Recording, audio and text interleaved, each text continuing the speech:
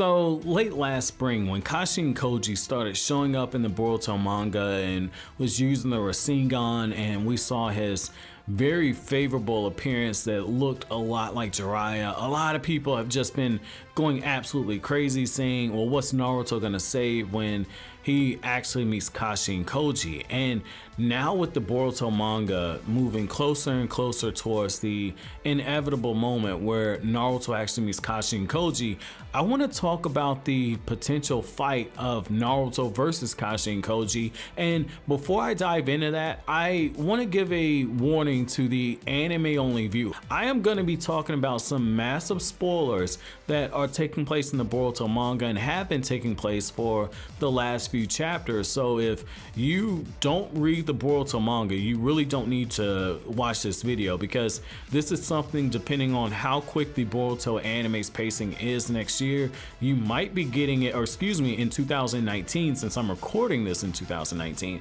So later this year, you might be getting this information. I don't want to spoil you guys. So I thank you for your support, and I strongly encourage you guys to watch some of the other content on the channel that isn't spoiler free. Now, with that being said, if you're still here, I'm gonna assume you're completely okay with me talking about any type of spoilers.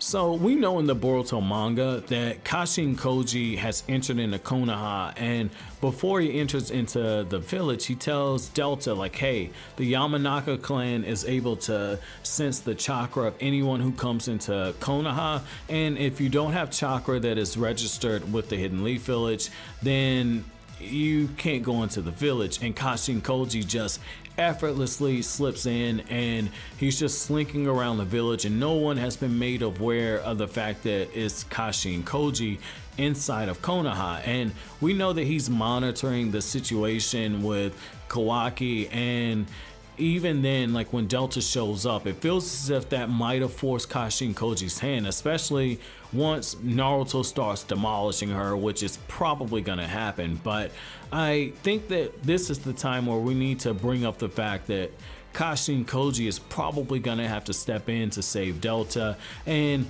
talk about the possibility of a Naruto versus Kashin Koji fight, even if it's gonna be something quick. Because I think that if it is that scenario, you're gonna have something where Naruto and Kashin Koji have a quick taijutsu barrage and probably a Rasengan clash. Naruto looks at him, and then all of a sudden Kashin Koji just gets the hell out of there.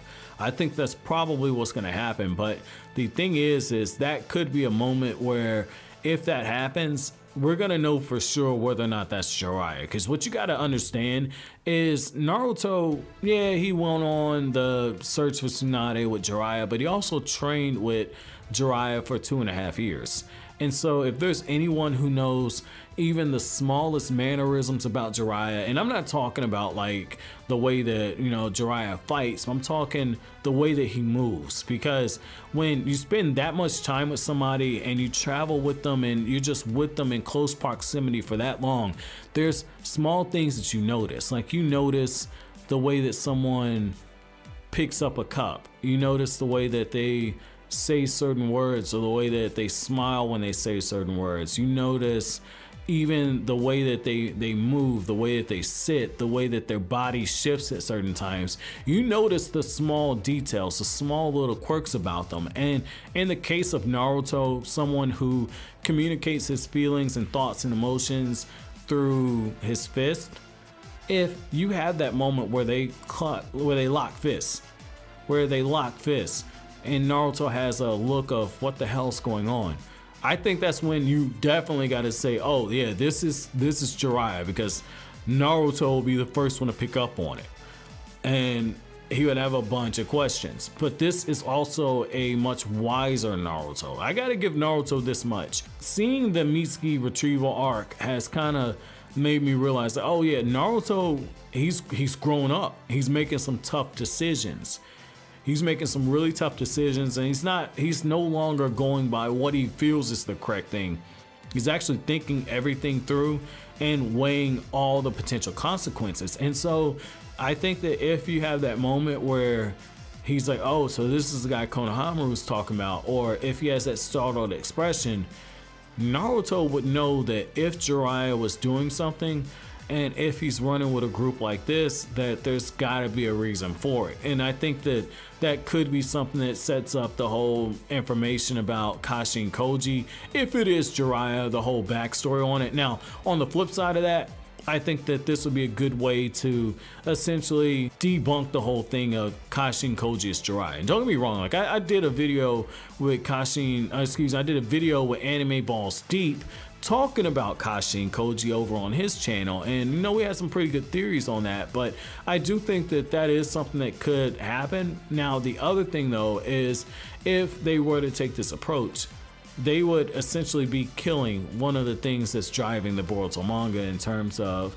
the popularity and in terms of just the suspense, which is there's all these theories about who Kashin Koji is, and it's bringing in a lot of readers. And it's something that the Naruto franchise experimented with over and over and over. It was a very successful tactic where there's always this mystery element. There was always this mystery element to the Naruto story. Like in the first part, it was like, who's this mysterious guy that Sasuke wants to kill? Then you find out it's brother, and then you get that information at the tail end, literally the last arc of part 1. So in the manga, you start getting that information around volume 23, 24, 25, where you start getting all these flashbacks into Sasuke's past about why he's the only survivor of the Uchiha clan, and just everything that led up to that moment. In part 2, it was who is Pain, and then you get that information. It was who is Toby, then you get that information. Like there's so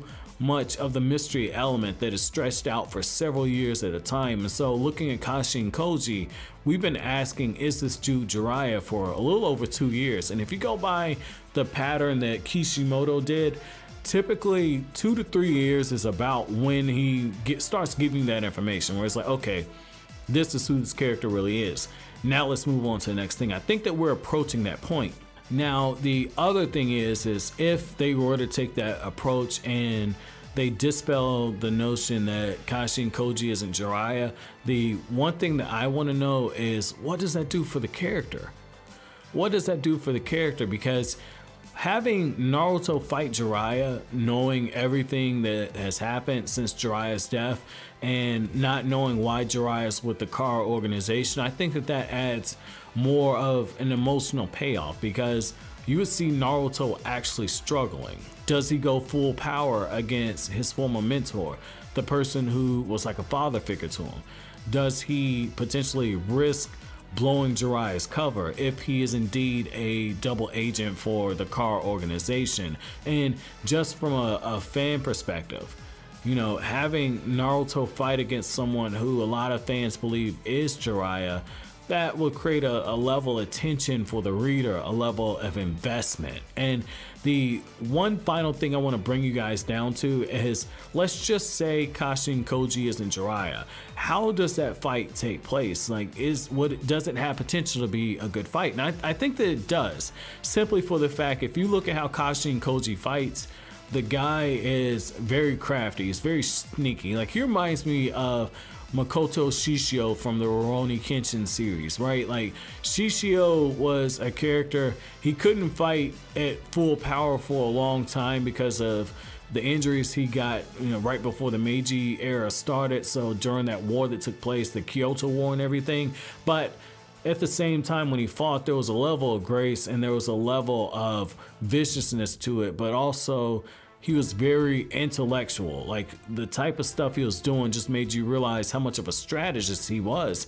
And when you look at Kashin Koji, he fights kind of in the same way. Like, we've never really seen him go full power, and yet when he has fought, he's done some crazy stuff. Like, we saw him effortlessly kill one of the upper members of the Kara organization. We saw Kashin Koji use like the exploding toads, where all of a sudden we see him use the summonings and he's using them to blow up.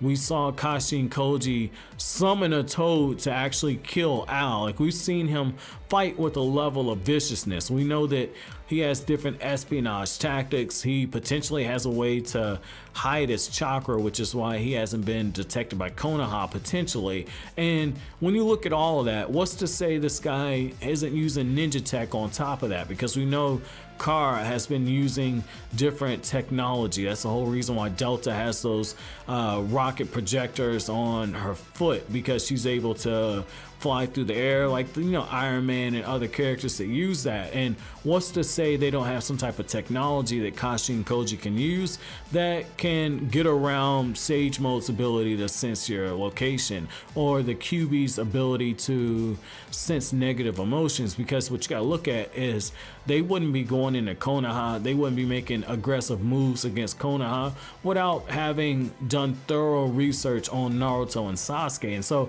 I think that if we were to have this fight between Naruto and Kashin Koji, we could see a fight that takes us back to what Naruto originally was, which is a fight that takes place with people planning the move before the move that actually finishes the fight. I think that'd be something that could be really cool. You know, I think that that's one of the things that the Boruto story has begun starting to do, which is get us back to the bare basics of what a ninja battle is. You know, towards the end of the Naruto manga, it focused so much on the big explosions and everything. Like when Naruto and Sasuke fought in the manga, I don't care about the anime fight. In the manga, they start off at full power and they're just huge explosions, and then they gradually work their way back down to the most basic level of fighting that you saw in the academy, where it's just taijutsu, very sluggish, very unrefined. And so when you look at the Kashin Koji versus Naruto fight, if we were to get more of a ninja type fight taking place somewhere in Konoha, maybe a cat and mouse type situation, that could be something that does wonders for the character of Naruto, because it shows what the QB was talking about, like, oh, well, Naruto, you've gotten rusty. That would give Naruto incentive to actually start training more. But let me know what you guys think. Do you think that we need to see Kashin Koji versus Naruto, and what type of fight do you expect? But as always, guys, if you like anything I had to say, don't forget to comment, rate, subscribe, share. Thank you so much for watching all the way to the end. Have an awesome day, guys.